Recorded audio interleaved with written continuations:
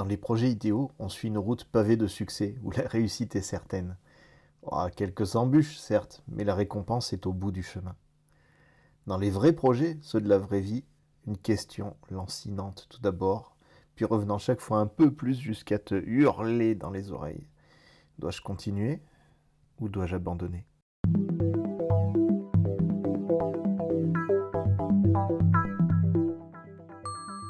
Les pages sur Internet de développement personnel sont bourrées de références à la grande légende de l'entrepreneur, celui qui n'abandonne jamais, et qui finit par être récompensé de sa persévérance et de sa force d'esprit. On voit souvent passer sur Facebook ce dessin de deux gars qui creusent un tunnel. Le premier abandonne juste avant de tomber sur la mine de diamants, alors que l'autre continue à s'acharner sur sa pioche avec un destin doré qui n'est plus qu'à quelques pelletés. Bien sûr, tout ça c'est des conneries. Si n'importe quel projet n'avait besoin que d'acharnement pour réussir, n'importe quelle start-up finirait par être couronnée de succès. Alors, plutôt que de se gaver de paroles magiques, ce que je te propose aujourd'hui, c'est de se mettre dans la peau de celui qui entend cette petite voix. Faut-il arrêter ou faut-il continuer ? Stop ou encore ? Cette voix, tu l'as entendue, je l'ai entendue de nombreuses fois. Puis on va continuer à l'entendre encore, bien trop souvent. Les Shadocks ont même fait de ce dilemme une de leurs devises les plus célèbres. S'il n'y a qu'une chance sur 1000 pour que ça marche, il suffit de se dépêcher de rater 999 fois pour ensuite être sûr de réussir. Voilà, ça va maintenant, ça te saute suffisamment aux yeux que c'est ridicule tout ça ? La vérité, c'est que la persévérance est une condition nécessaire, mais pas suffisante, et que bien souvent des entrepreneurs vont chercher à persévérer, à s'entêter, ivres qu'ils sont de ces paroles magiques qui glorifient celui qui persévère. Moi, ça fait plusieurs années que je travaille sur un projet dont la réussite dépend uniquement de son issue. Aucune rémunération intermédiaire. Autant te dire que c'est un putain de tunnel et avec pas beaucoup d'éclairage en plus. Et à chaque période compliquée, se pose la question, faut-il continuer ou faut-il arrêter ?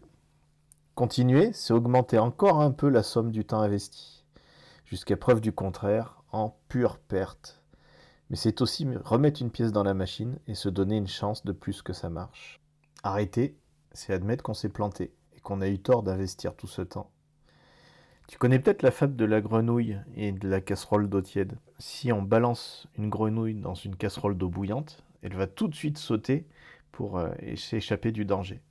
Mais si on met la grenouille dans une casserole d'eau froide, et si l'on met à chauffer l'eau tout doucement, elle restera. Elle va s'engourdir peu à peu jusqu'à finir par s'ébouillanter et mourir. Alors il paraît que d'un point de vue physiologique, c'est complètement faux cette fable, mais elle veut bien dire ce que ça veut dire. Il y a plein de fois où on se retrouve dans une situation qu'on a tolérée au début, parce qu'au début c'était simple, et puis petit à petit, cette situation s'est envenimée. Peu à peu, le poison s'est distillé. On s'en est pas rendu compte au début. Et quand à la fin, la situation devient complètement intenable, on est complètement engourdi. On n'a plus aucune notion de la réalité des choses et on est strictement incapable d'y changer quelque chose. Arrêter, ça voudrait dire qu'on a eu tort. Si seulement ces questionnements étaient seulement liés à l'entrepreneuriat. Mais c'est exactement la même chose lorsqu'on est salarié et qu'on se demande s'il faut quitter la boîte dans laquelle on est. Alors que faut-il faire ? C'est quoi la bonne façon de faire ? J'ai une mauvaise nouvelle, j'en ai aucune fiche tridée. La vérité, elle est en toi, elle est au fond de ton cœur, à chaque fois que cette question va te tarauder. Et toi seul peux prendre une décision aussi marquante. Il est important déjà de se dire que l'objectif n'est qu'un but. L'essentiel, il est souvent dans le chemin lui-même. Le Sisyphe de Camus ne disait pas autre chose. Chaque nuit, son caillou dégringolait jusqu'au pied de la colline, nécessitant de tout reprendre. Mais il a pris peu à peu à apprécier le chemin en lui-même et de prendre le temps d'humer les fleurs qui ornaient le sentier. Quand on s'inscrit sur un site de trading boursier, une phrase apparaît toujours en forme d'avertissement. Ne risquez que l'argent que vous pouvez vous permettre de perdre. Ça peut apparaître comme une évidence, mais c'est finalement le seul conseil que je pourrais te donner. Ne risque que ce que tu peux perdre.